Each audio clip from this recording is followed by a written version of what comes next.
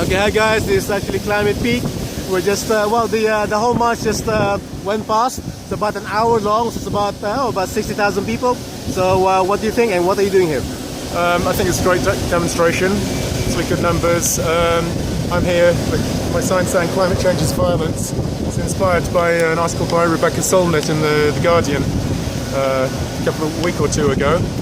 And it's right, it's true. If you think about it, climate change is caused by humans, and animals as well as the species are the victims of climate change. So we know this, and yet we're continuing as a society not to do anything, or not to do enough about it. Yeah, I mean, Vivian Westwood was saying that governments and corporations and military actually know about it, but instead of stopping it, they're actually preparing for it. Like they're waiting for for the planet to only be able to support 1 billion people, from what I gather. Yeah. I have read that as well. That the U.S. Navy just wants to run on solar power now instead of oil.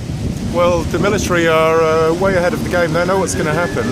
They're making contingency plans in the United States and in the UK for mass civil unrest that will happen when climate change causes migration that's 100 times or 1,000 times what it is today, because there are whole areas of the planet where people won't be able to live anymore, and they just won't be able to live there. They'll have to move, hundreds of millions of people, and they'll have to come here because there's nowhere else to go. Yeah. So what we're saying today in terms of migration is the tip of the iceberg. It's nothing. We haven't seen anything yet. At the moment, we've actually had a good march. It's been peaceful. In Paris, they've actually started shooting tear gas at the protesters, while at the same time you're allowed to go and shop. All the markets are open. Yeah, well, we're going to Paris in about 10 days, for the last few days, the Paris events, and I think basically they've given in to the terrorists. France is supposed to be a country of free speech, and